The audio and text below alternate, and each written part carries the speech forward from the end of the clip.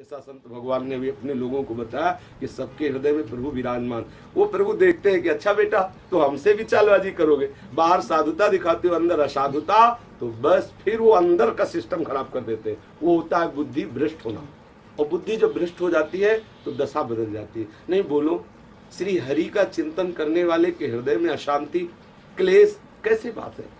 सुखी मीन जहाँ नीर अगाधा, जिम हरि शरण नहीं को बाधा। अगर हम विक्षिप्त हैं, अगर हम परेशान हैं, तो कहीं हमारा एकांत गंदा है, बस इतना समझ लो।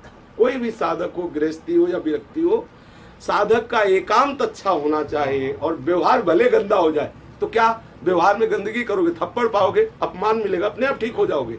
लेकिन एकांत आपका गंदा होगा और व्यवहार आपका होता क्या है, जैसे अभिनय में जाता है ना अभिनेता करने के लिए, वो सारे नाटक ऐसे करता है, समाज लुभायमान हो जाती है। तो क्या वो अभिनेता जो साधु का नाटक कर रहा है, क्या वो साधु है? क्या नहीं है ना। लेकिन आकर्षित तो सब हो ही रहे हैं ना, उससे होगा क्या, लोक सम्मान बढ़ेगा, रुपया बढ़ेगा। लेकिन जो जगत पिता है, जो जगत का स्वामी अंतर्यामी परम तत्व है, वो रीझने वाला नहीं। इसीलिए भगवत रसिक जी ने कहा है, विद्या रूप महत्व कुल धन जौवन अभिमान सट कंटक देखे जहाँ रहे न भक्ति निधान। रहे न भक्ति निदान स्वांग सब नगर नारी के, और बिसैन हाथ बिकाए नहीं रिझवन भतारी के। जैसे वैश्या श्रृंगार करती केवल विषयी पुरुषों का आकर्षण करने के लिए, ऐसे वो साधक नाटक करता है केवल धनी पुरुषों को लुभाने के लिए, संसारी पुरुषों को लुभाने के लिए। हमारा जो परमार्थ का विशुद्ध स्वरूप ये कि व्यवहार में गलती हो जाए तो चिंता मत करो, लेकिन एकांत तुम्हारा खराब नहीं होना चाहिए। जिस साधु का एकांत अच्छा है वो शेर है, और जिसका एकांत गलत है वो नाटक है। बिन विवेक वैराग भक्ति बिन सत्य नय को मानो, भगवत विमुख कपट चतुराई सो पाखंडे जाओ। अपने को किसी की परवाह नहीं करनी, एकांत पवित्र होना चाहिए। जब हम एकांत में हो तो बिल्कुल ऐसा समझो जैसे लिखा होता है सीसी कैमरा लगा हुआ है सावधान, ऐसा नहीं कहा जाता। आप सीसी कैमरे के सामने हैं, ऐसे एकांत में सोचो हरि गुरु का सीसी कैमरा तुम्हारे ऊपर लगा हुआ है, तुम क्या कर रहे हो, हर क्षण हरि गुरु के पास सीधे लाइव पहुंच रहा है जो आप चेष्टाएं कर रहे हो। बस अगर ऐसा देखोगे तो आपका एकांत बहुत अच्छा होगा। जब हम देखते हैं कि दरवाजा बंद, अब हमें कोई नहीं देख रहा, तो ये समझ लो जिसके देखने के लिए तुम निकले हो वो तो तुम्हें देख ही रहा है ना। अगर साधु का एकांत अच्छा हुआ तो व्यवहार बहुत अच्छा होता है। अगर देखो जो सिद्ध संतों में पाया गया कि वो व्यवहार में कभी कभी विपरीत चेष्टाएं भी करते हैं, लेकिन उसमें सबका मंगल होता है और सबको प्यार हृदय होता है। जैसे छोटा सा बच्चा निर्विकार भाव से माता के थप्पड़ भी मारता है, बाल भी नोचता है, और तुतली बालने से उल्टा सीधा भी बोलता है, तो माँ को सुख मिलता है। ऐसे जो सिद्ध पुरुष होते हैं, निर्विकार चित्त से अगर व्यवहार में कुछ उल्टा सीधा भी बोल दे, उल्टा सीधा चेष्टाएं भी हो जाए ऐसी, तो उससे जिसके प्रति किया जाता है उसको द्वेष नहीं होगा, उसको आह्लाद होगा और निश्चित उसका मंगल होगा। अगर एकांत आपका गंदा है, और आज हो क्या रहा है, हमारा एकांत गंदा हो रहा है। व्यवहार तो अच्छा हो रहा है, क्योंकि व्यवहार में अगर गंदगी होगी तो दाम नहीं आएगा, दंडवत में कमी पड़ जाएगी, यश कीर्ति में बाधा पड़ जाएगी, अरे वो तो बहुत ऐसा है। लेकिन एकांत में हम गंदे रहे चलेगा, लेकिन एकांत में जब व्यवहार में आवे तो हम साधु रहे, ये उल्टी बात है। इसी को पाखंड कहते हैं। एकांत में हमारा पूर्ण साधुता हो, हमारे एकांत में भगवत चिंतन हो, और व्यवहार गड़बड़ हो जाए तो चिंता मत करो, व्यवहार तो ठीक हो जाएगा, क्योंकि ये संसार जो है ना ये गुरु है, ये सुधार लेगा। व्यवहार गड़बड़ होगा ना अपने आप सुधार लेगा, लेकिन एकांत कभी गड़बड़ ना होने पाए। जिसका एकांत गड़बड़ हो, कोई नहीं देख रहा लेकिन प्रियालाल देख रहे हैं, हमें प्रियालाल को दिखा रहा है, संसार को थोड़ी दिखा। और सही पूछो तो संसार है ही नहीं, प्रियालाल ही प्रियालाल सब में विराजमान, वही लीला करवाते रहते हैं। इसलिए सावधान होकर एक बात अगर संतों की हम मान ले तो हमारा जीवन मंगल में हो जाए। अगर हम संतों के पास जाते हैं और उनसे पूछे कि हमारा कल्याण कैसे होगा, हम कैसे आगे बढ़े, अगर वो कह रहे हैं तो निश्चित हमें थोड़ी पता है हम किसी के लिए क्या बोलते हैं या क्या बोलना है। जैसे हमने कहा आप वहां नहीं जाना, आप वो मत खाना, आप उनसे मत मिलना, आप उनसे मत लेना, तो ये निश्चित समझो कि जिसने आपको जाना है वही हमारे अंदर से आपके लिए भुलवा रहा है। अगर अब आप इसको नहीं मानोगे तो आपकी बुद्धि में फर्क पड़ जाएगा, क्योंकि हमने तो अपनी तरफ से कहा नहीं ना, आपने पूछा और उस सत्ता ने उत्तर दिया। अगर मान लोगे तो यहीं से मंगल विधान प्रारंभ हो जाएगा। इसलिए किसी संत के समीप अगर जाने का सौभाग्य मिले कभी, तो जाए, कभी प्रश्न करे, तो अक्षरशः उनकी आज्ञा पालन करे, नहीं तो सीधे इसका प्रभाव बुद्धि पे पड़ता है। और जब ड्राइवर ही बेहोश हो गया तब तो फिर सब गड़बड़ हो ही जाएगा, मार्ग तो कहीं ना कहीं विक्षेप को प्राप्त हो जाएगा, बाधा को प्राप्त। ये बुद्धि ड्राइवर है, शरीर रूपी रथ के ये बुद्धि ड्राइवर है। बुद्धि बिगड़ गई तो सब बिगड़ गया। इसलिए आज्ञा पालन करो, जहां जैसे बात समझ में आवे तो उसको स्वीकार करो, ना समझ में आए तो तत्काल प्रश्न कर लो, लेकिन धैर्य से, गंभीरता। आक्रोश ठीक बात नहीं। जैसे आक्रोश दो ही जगह करने का अधिकार मिला हुआ है, या तो अपने दोषों पर आक्रोश करने का अधिकार है। आपको लगा कि आज हमारे अंदर अमुक वेदना है, आप उपवास करो, हट करके इन इंद्रियों को बला दंड दो, नहीं पानी पिलेंगे, नहीं भोजन करेंगे, आज दिन भर बैठकर जप करेंगे, तो हमें प्रिया प्रीतम से विमुख करना चाहती हो, ऐसे इंद्रियों ये आक्रोश। या गुरु अपने शिष्य पर, दो ही अधिकार शास्त्रों ने दिए। अगर गुरुदेव देख रहे हैं कि शिष्य विपरीत दिशा में जा रहा है तो क्रोध करके और दिखावा करना, वास्तविक आपको हृदय की बात बताते हैं। ये डिपार्टमेंट अंदर नहीं रहता कि क्रोध वाला, लगेगा आपको कि गुस्सा हो रहे हैं, हृदय की बात कह रहे हैं। तनिक भी गुस्सा अंदर नहीं रहती, बाहर ये गुस्सा की बात रहती, अंदर नहीं रहती। क्यों नहीं रहती? क्योंकि अंदर वो जगह नहीं रह गई जहां गुस्सा बैठे। वहां तो प्रिया प्रीतम के बैठने का आसन लग गया, तो गुस्सा कहां बैठे, क्रोध कहां बैठे। हाँ, पर क्रोध का नाटक होता ही रहेगा, क्योंकि जो रोल दिया गया है इस नाटक मंच पर, जगन नाटक वैभवा, वो रोल करवाएंगे वो।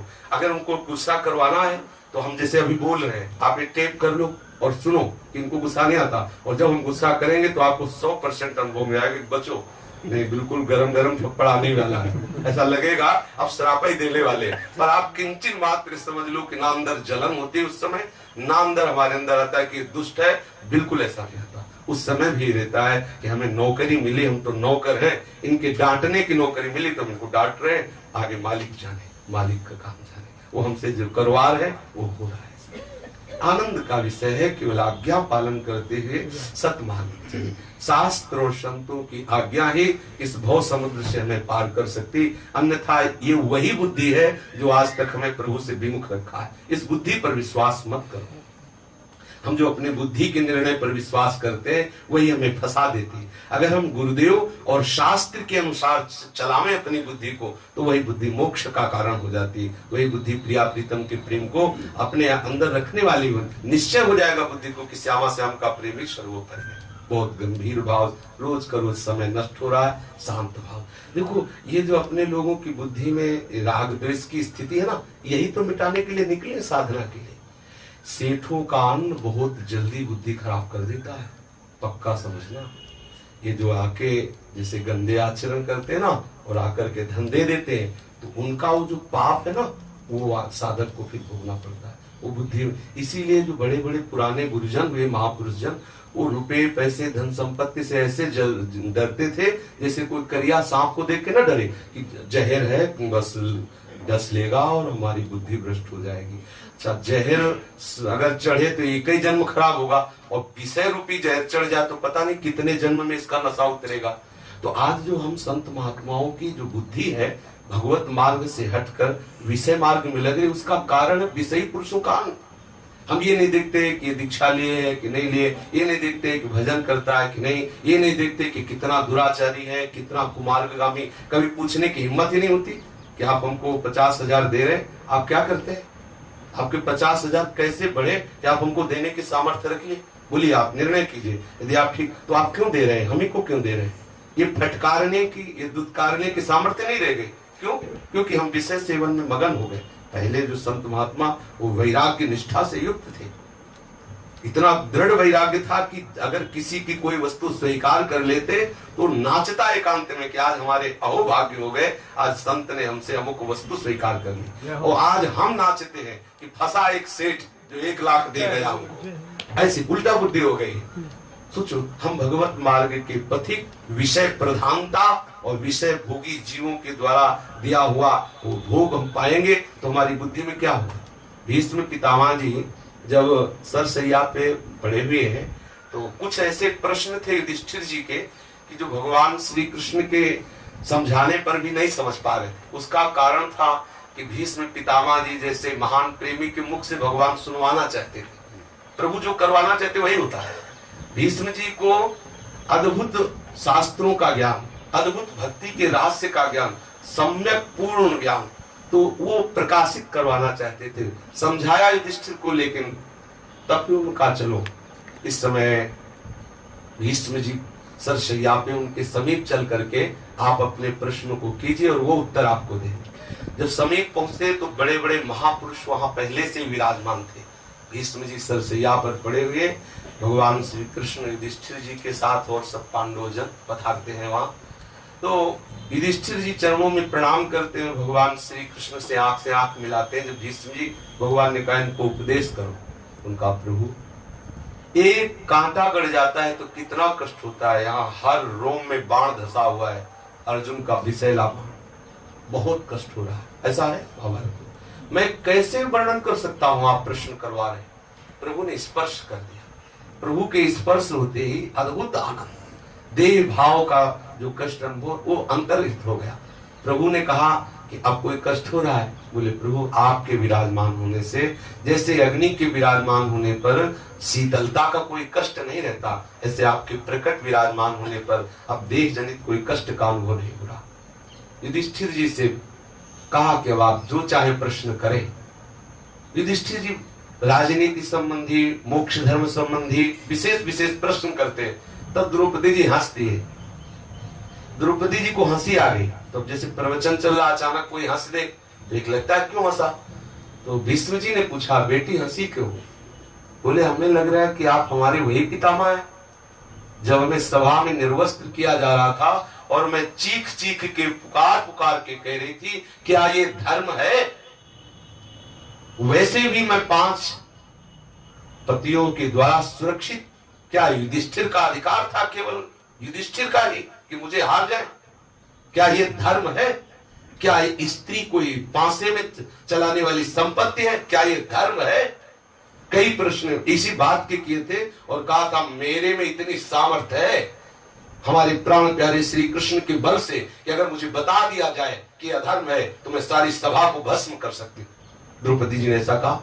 बाद में गांधारी जी ने सपोर्ट किया था धृतराष्ट्र को कि तुम क्या समझते हो, पतिव्रत धर्म का धारण करने वाली परम साध्वी है, अगर इसने सोच लिया तुम्हारे वंश का विनाश हो जाएगा, इसे क्षमा मांगो।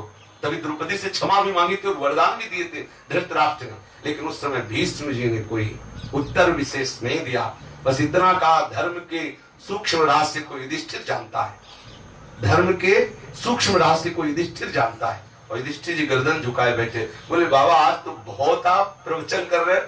उस समय प्रवचन क्यों नहीं कर रहे थे जब हम सभा में रो रो के चीख चीख के आप जैसे महारथी के होते हुए और ऐसी रजस्वला स्थिति में मुझे निर्वस्त्र किया जा रहा था, कोई भी मुझे सहयोग दे। ये क्या धर्म है, एक सभा में धर्मात्माओं की और एक रजस्वला स्त्री को निर्वस्त्र किया जाए? कौन सा ऐसा शास्त्र, कौन सा ऐसा धर्म, कौन सी ऐसी पद्धति है? तब आप उस समय अगर खड़े केवल हो जाते, भीष्म जी अगर खड़े केवल हो जाते ना, किसी की सामर्थ्य नहीं थी। जैसे जिस समय ये शिशुपाल भगवान श्री कृष्ण को गालियां देना प्रारंभ किया, भीष्म जी खड़े हो गए, बोले सारी सभा के ऊपर मैं पैर रखता हूं। महाभारत में पढ़ के देख लेना, ग्रंथ की बात कह रहा हूं, भगवान व्यास देव द्वारा जो रचित, बोले सारी सभा के ऊपर पैर रखता हूं, मेरा कोई विरोध करके दिखावे श्री कृष्ण के प्रति, मैं अभी उसका सर। तो भगवान श्री कृष्ण ने इशारा किया कि इस समय आपका विषय नहीं, आप बैठ जाए। भीष्म जी को ऐसे अगर वो खड़े केवल हो जाते तो सभा में किसी की ताकत थी द्रौपदी को छू लेते। ये कौन सा धर्म है कि एक दुशासन एक साध्वी को नग्न कर रहा है और सभा में बड़े बड़े महारथी बैठे? द्रौपदी ने कहा आज आपका प्रवचन में अच्छा नहीं लग रहा, क्योंकि हमारे हृदय में कसक बैठी हुई कि ऐसा बलि, ऐसा 10,000 महारथियों को रोज मारते थे युद्ध में, 10,000 महारथियों को, ऐसे महावीर थे। 12 मिनट में पूरी सेना का नाश करने की सामर्थ्य रखते थे भीष्म जी। कौरव और पांडव दोनों पक्षों की सेना 12 मिनट में, एक 24 मिनट का एक होता है ना घड़ी, वो क्या घड़ी, हाँ घड़ी, हाँ, तो आधी घड़ी में पूरे महाभारत का विनाश करने के सामर्थ्य रखते थे भीष्म। कोई साधारण थे ऐसे महापुरुष भगवत भक्त। द्रौपदी जी ने कहा अगर आप खड़े हो जाते केवल तो किसी की सामर्थ्य थी, मैं चिल्लाती रही। देखा ऐसे महारथी जो हमारे पति उस सर नीचा किए बैठे, आज बड़ा प्रवचन हो, मुझे अच्छा नहीं लग रहा। बाबा या तो हमारे प्रश्न का उत्तर दीजिए या तो फिर आप मौन हो जाइए। मुझे इस समय वो बात याद आ रही है जिस समय मुझे सभा में नंगा किया जा रहा था। आप उस समय बैठे थे और बोले नहीं। ऐसा हमने महापुरुषों से सुना। भीष्म जी की आंखों में अश्रु आ गए और कहा बेटी क्षमा करो, उस समय में दुर्योधन का आश्रय लिए हुए था, दुर्योधन का अन्न पा रहा था, दुर्योधन के पक्ष में था, इसलिए जानते हुए भी नहीं बोल नहीं पा रहा था। मेरी बुद्धि उस समय सामर्थ्यवान नहीं थी कि मैं इसे ललकार करके बोल सकता। भीष्म जी अगर विरुद्ध होकर के खड़े हो जाते तो महाभारत ही ना होता। मूल बात है इसमें श्री कृष्ण का संकल्प, वो जो करवाना चाहते वही होता है। अगर भीष्म जी उस समय बोल देते तो भगवान का वस्त्रावतार ना होता। अगर भीष्म जी कह रहे तो भगवान का जो अवतार होने वाला है वस्त्रावतार वो ना होता। महापुरुषों को पता होता है कि भगवान आने वाले हैं और उनकी लीला की भूमिका बन रही, तो भगवान का चीर अवतार वस्त्रावतार होना था। इसलिए भीष्म जी, पर भीष्म जी ने वहां कहा कि उस समय में दुर्योधन के पक्ष में था, दुर्योधन का अन्न पाता था, इसलिए मेरी बुद्धि इतनी प्रवीण नहीं थी कि मैं ठीक वहां निर्णय करता। यद्यपि मूल बात इसमें भगवान श्री कृष्ण की इच्छा ही है, क्योंकि श्री कृष्ण भगवान अपने भक्त के लिए वस्त्रावतार, जो आज तक कभी ऐसा अनुभव में नहीं आया कि भगवान वस्त्र के रूप में भी अवतरित होते क्या, तो वहां वस्त्रावतार प्रकट हुआ।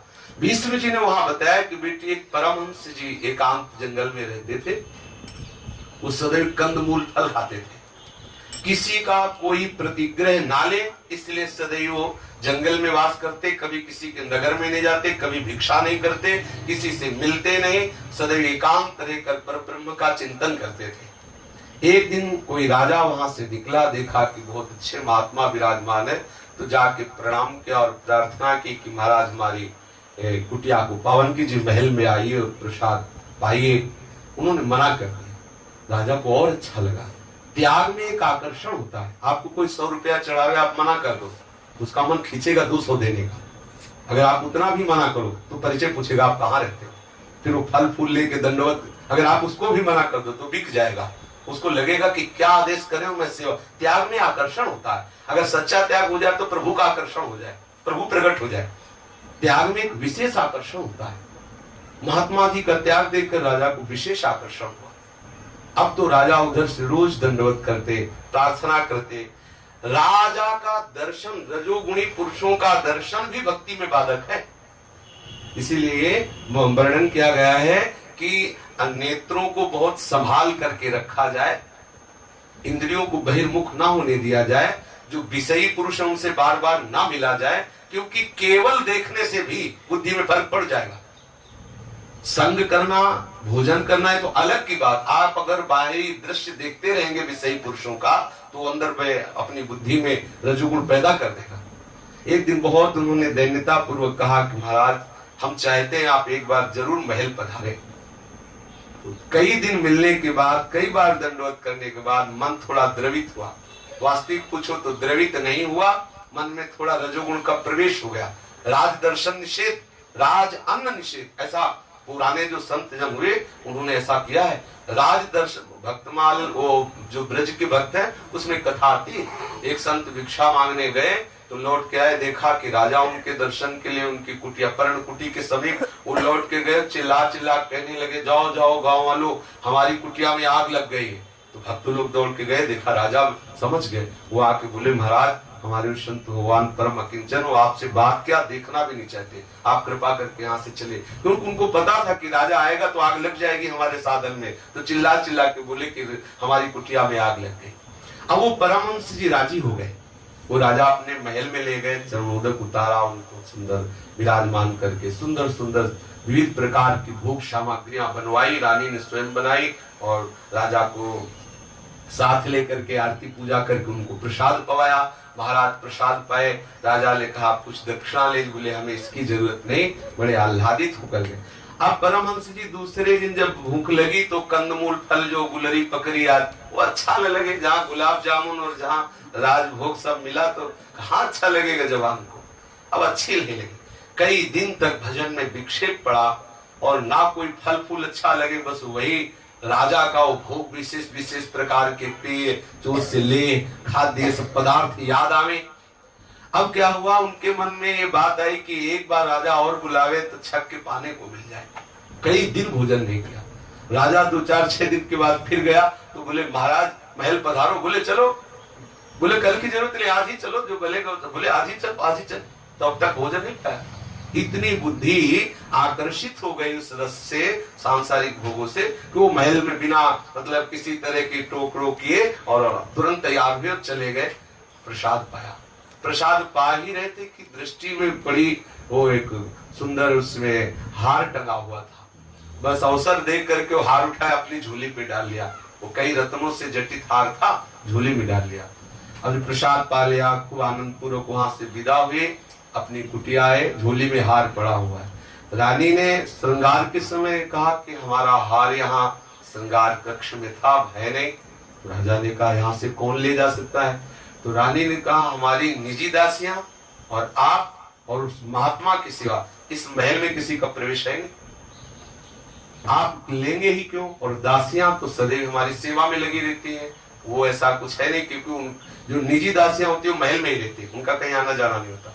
तो हमें पूर्ण विश्वास है कि आपके जो परमहंस जी महात्मा आए थे वही ले गए। बोले महात्मा क्यों ले जाएगा हार, उसको किस बात की जरूरत है, वो इसका क्या प्रयोग करेगा। बोले कुछ भी हो, आपके जो महात्मा जी वही ले गए, हमें पक्का विश्वास है। राजा को अंदर से तो लगा कि हाँ और कोई आएगा नहीं, पर बात को दबा दिया। कई दिन तक राजा वहां नहीं गए महात्मा के पास। कई दिन तक महात्मा ने भी भोजन नहीं किया। इसके बाद उसने झोली उठाई कि चलो कुछ कंदमूल फल जंगल से लाते, तो वजन सा लगा। हाथ डाला तो देखा हार, और उनका ये हार मेरी झोली में क्यों आया, मैंने इसको डाला, मैंने इसको क्यों लिया। जैसे कोई नशे में काम कर जाए और नशा उतरने के बाद हाय ये क्या हो गया। कहा मैं अकिंचन, ना धन की तरफ देखता ना भोगों की तरफ देखता, और कहा मेरी इतनी निकृष्ट बुद्धि हो गई कि मैं सोने का हार रानी का चुरा ले आया। बस उसी को हार को लेके से और चिल्लाते हुए राज दरबार में पहुंचे कि मैं अपराधी हूँ, मैंने ये हार चुराया है, ये मुझे दंड दिया जाए, मेरे हाथ कटवा दिए जाए क्योंकि मैंने अपराध। राजा तुरंत सिंहासन से उतरकर प्रणाम किया और कहा महाराज ये हम आपकी परीक्षा ले रहे थे, क्योंकि सोचा कि इस साधु वेश का अपमान होगा। यदि सारी सभा कोई बात पता चली तो लगेगा कि अपने भारत में ऐसे भी महात्मा है कि निमंत्रण दो तो श्रृंगार सोना चांदी ये सब चुरा के ले जाए। तो राजा ने कहा क्षमा कीजिए, झोली में मैंने परीक्षा के हेतु आपके सर, तो ऐसा कहे कि वो महल में ले गए। महल में जब ले गए तब पूछा कि महाराज आश्चर्य की बात है कि आप ही चुरा के ले जाते हैं और आप ही आकर के कहते कि मैंने चोरी की। जब आपको वापस लाना ही था तो चुराया क्यों, और जब चुराया तो आप वापस लाए क्यों, मेरी बात समझ में नहीं है। बोले राजन तुम्हारा अन्न इतना दूषित था जिसने हमारी बुद्धि को ऐसा भ्रष्ट कर दिया कि मेरा इस हार से कोई संबंध न होते हुए भी मेरे अंदर में इसके चुराने की इच्छा हो गई और मैंने इसको चुरा लिया। आप पता लगाओ आपका उस दिन रसोईया कहां से अन्न लाया, कैसे उसने बनाया, क्या उसने चिंतन किया। चिंतन और आए हुए अन्न का प्रभाव पड़ता है, कैसा अन्न आया है और वो कैसे चिंतन के द्वारा बनाया गया है, इन दोनों का प्रभाव भोक्ता के ऊपर पड़ता है। इसीलिए साधु महात्मा प्राय भिक्षावृत्ति स्वीकार करते हैं, क्योंकि जो भिक्षान्न होता है ना वो परम पवित्र होता है। चाहे जिस भाव से कोई बना के दे कोई फर्क नहीं पड़ेगा, हमारी झोली में आते हुए शुद्ध मनिया हो जाता है और भगवत स्वरूप हो जाता है। भिक्षान्न जो है, क्योंकि आचार्यों ने आज्ञा की, भूख लगे वो मांग खाऊंगो गिनोन सांझ सवेरो, ब्रजवासिन के भूख टूक और घर घर छाछ महेरो, ऐसा आज्ञा किया। भिक्षान्नम के लिए पर हर आचार्य ने आज्ञा की कि भिक्षा के द्वारा साधु अपना उदर पोषण करे। पता लगाया गया तो एक स्वर्णकार जो है किसी के बेटी का ब्याह था तो उसने सोने को दिया था कि आप आभूषण बना दीजिए। तो उसने आभूषण के जो स्वर्ण लिया उसमें तो नकली मिलाकर सब मिलावट का दे दिया, असली रख लिया। जब परिवार वालों को पता चला तो बड़ा कोशा कि तुम्हारे पिता ने हमें नकली आभूषण दिए। तो बेटी जो है उस क्षोभ को बर्दाश्त नहीं कर पाई और आत्महत्या कर लिया। उस बेटी की आत्महत्या करने पर मामला राजकीय विभाग में आया। जब जांच की गई तो स्वर्णकार दोषी पाया गया, पूरा उसका स्वर्ण जब्त कर लिया गया। स्वर्णकार का वो अपवित्र धन खजाने में आने से पूरा धन अपवित्र हो गया और उसी धन से महात्मा का जो भोजन बना तो महात्मा की बुद्धि अपवित्र हो गई और वो स्वर्ण की ही चोरी की।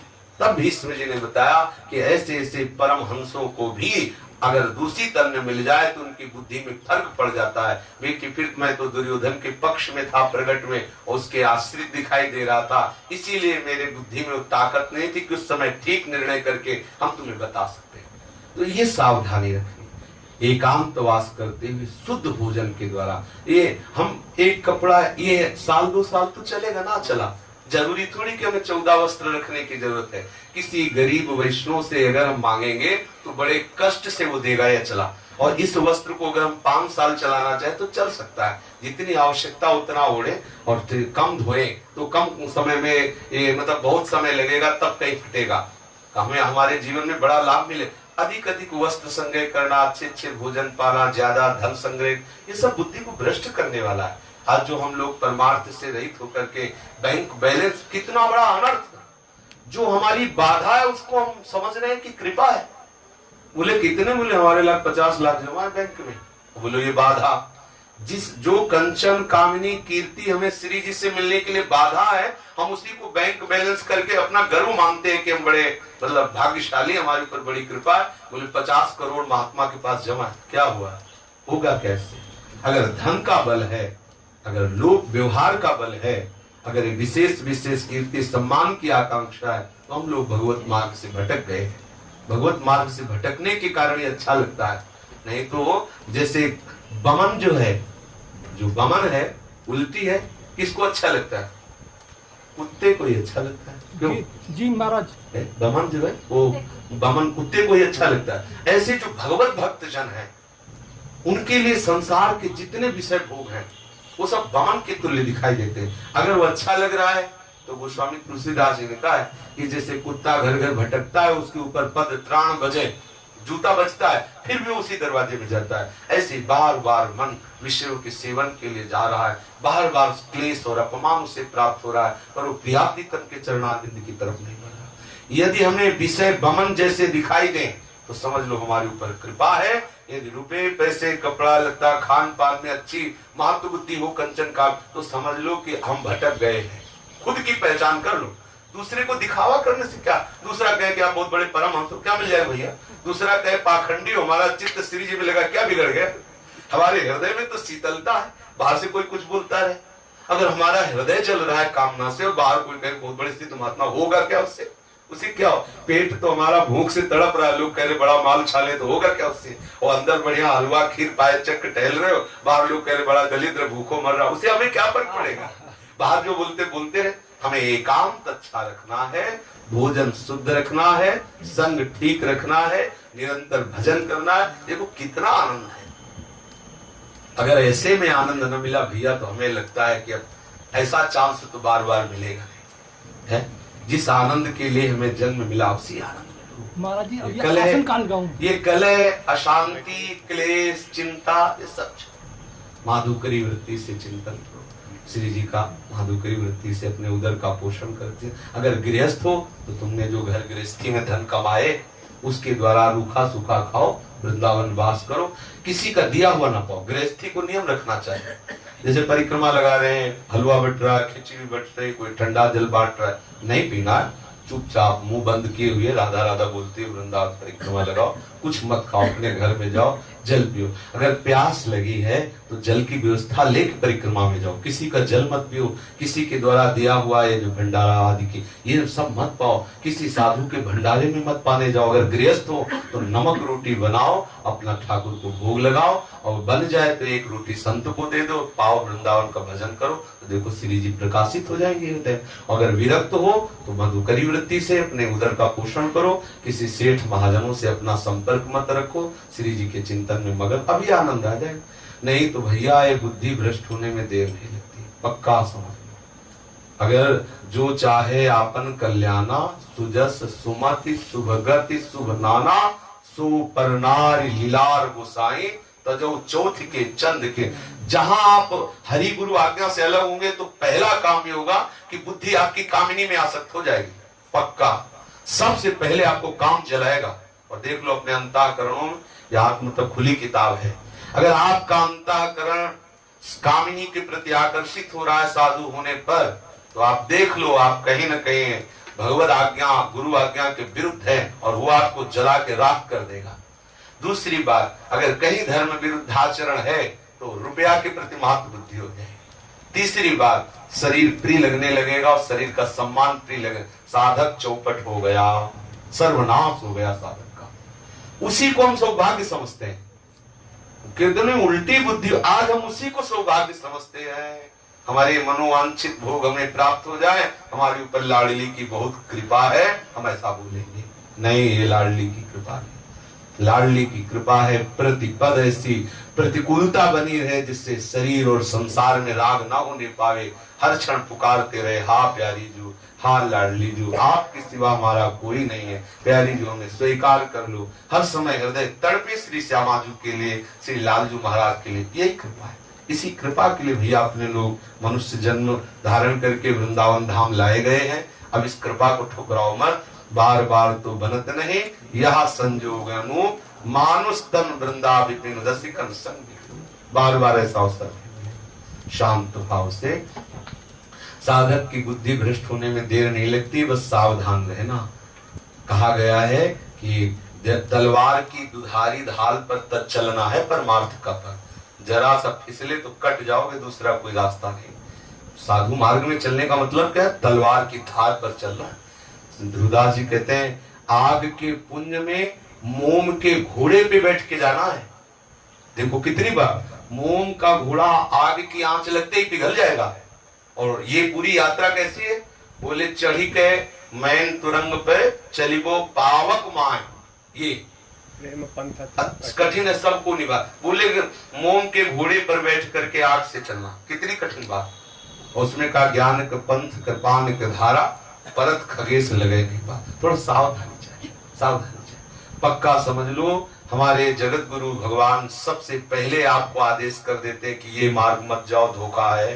कहीं भी कोई अगर कहे हम जानते नहीं है तो ऐसी हम बात नहीं मानेंगे। गुरु के रूप में और अंतर्यामी के रूप में हमारे प्रभु सबको आदेश करते रहते, तुम गलत जा रहे हो, गलत जा रहे हो। लेकिन वो मन, वो बुद्धि का आश्रय लेने वाला साधक जो संसार में फंसा हुआ, वो नहीं जानता है गुरु अल्पज्ञ है, अपने बड़ा ज्ञानी समझता है, तभी उसको उसी मलमूत्र के द्वारों को चाटने के लिए विवश कर दिया जाता है। ले वो पशुओं की धरा की स्थिति प्रदान के गुरु और शास्त्र की आज्ञा का उल्लंघन करे, जा उसी मलमूत्र जनित संसार को चाट और उसी बार बार भ्रमित हो और सड़ जाके उसी जो शास्त्र और गुरु की आज्ञा का पालन करता है उस भव समुद्र से पार कर जीते जी क्या मिलेगा, और मरने के बाद वो नरकों की यंत्रणा मिलेगी कि जिसे तुम सोच नहीं सकते।